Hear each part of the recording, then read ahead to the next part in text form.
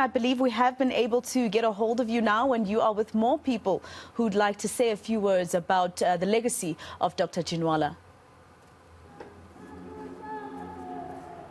Hey, good afternoon, Masiho. I hope you can hear me. I'm battlingly competing with the music that's still playing inside the Johannesburg City Hall. They are playing music, of course, at the end of this official memorial service. Some members of the ANC Women's League are still seated here inside. As you can see, some of them now grabbing refreshment. It was really a beautiful send-off, so to speak, in terms of celebrating the life and times of Dr. Frene Ginwala, her contribution to the struggle. In his eulogy, as we heard, President Matamela Ramaphosa describing her as a pioneer for women's rights, describing her as a pioneer for the building of democracy from the ruins of apartheid, describing her as an honest, selfless and courageous leader. And some people would say we need more of Frene Ginwala's today, taking into account the kind of challenges the country is today facing and the caliber of leadership that we need going forward. So speaker after speaker really highlighting her role, being described as steadfast, as smart, as a committed South African, and Frene Ginwala was committed to building a united South Africa, united in its diversity. So those are some of the highlights of what has been said here, Masiho, about the life and times of Dr. Frene Ginwala. Her family as well spoke. The nephew spoke in terms of paying tribute and sharing some of their memories with her. And just to say, this is the official memorial service, but there have been a number of others that have been taking place. Other leaders have been speaking in the other memorial services last week.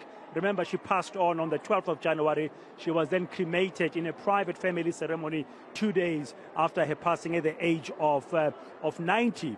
So speaker after speaker really highlighting a contribution to the fight, the struggle against apartheid, and also her internationalist spirit, Masiho.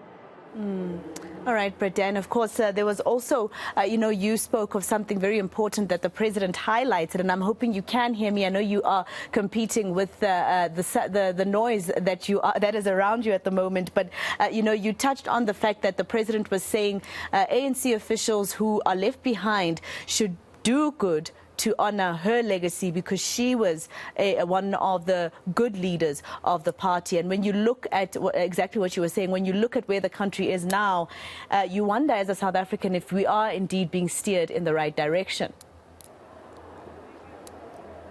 You are so right, Masiho. In fact, one of the people we spoke to here earlier this morning, before the start of the official memorial service, said if Dr. Frene Ginwala was alive today, for example, she would be disappointed at the caliber and of our parliament today. I mean, she was the founding speaker of the very first democratically elected National Assembly here. So she wouldn't really be happy about the goings-on in parliament. And we need leaders today who are honest. We need leaders today who can be courageous, and we need leaders who can be selfless, serving people, not their own interests, not their own agendas, not themselves. Now, none of them today can match the caliber and the quality of the leadership of Dr. Frene Ginwala from when she was young, way back in the 60s, leaving South Africa, going into exile, helping the ANC selflessly to set up its first office in Dar es Salaam in Tanzania,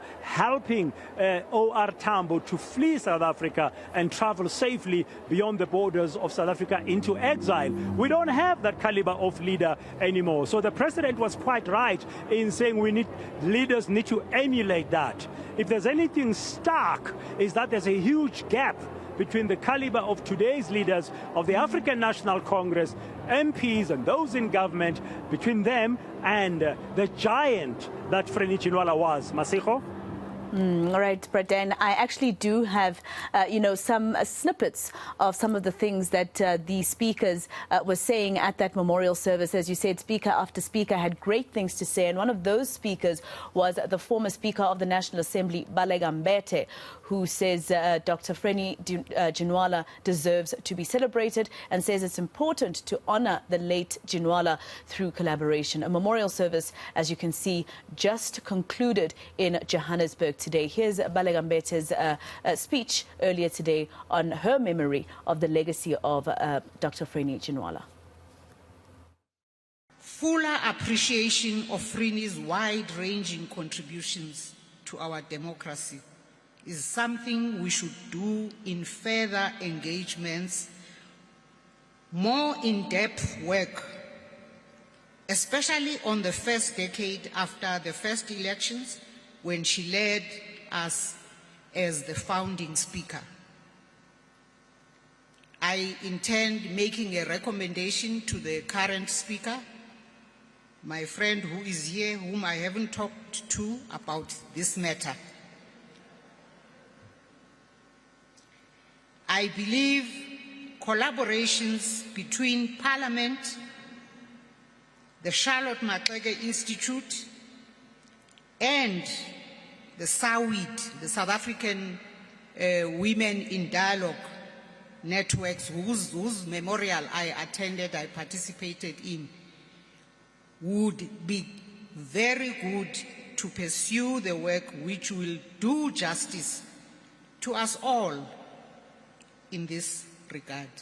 Because the value of Comrade Frene's contributions cannot be done today in today's program, or even in the program of SAWID or the program of the cremation service and other services that are still going to happen. So in order to honor the contribution she made, we need to collaborate and think deeper about what we need to do to fully appreciate and bring out for the good of future generations what Frene left through her contributions.